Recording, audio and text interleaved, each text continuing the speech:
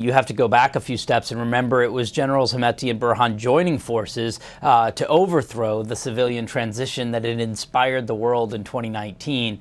And there are many forces behind both of them that want to prevent the people of Sudan from having the power over their future. And we continue to see that with extremist groups and others who want to profit from this war, whether it's groups like the National Congress Party of the former Besheer era that know the people wouldn't support them having power and they're using this war to come back to power. We see some of the tribal leaders who should be some of the strongest voices for peace, instead of figuring out how to profit off of the famine and off of the war.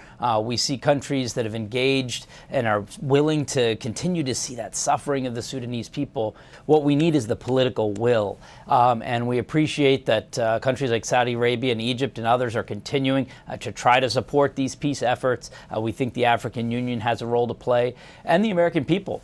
In the same way we've seen Americans show just so much compassion in crisis after crisis around the world. We need folks to see these young people with the Mutual Aid Sudan and elsewhere that are risking their lives to get food and medicine into their communities.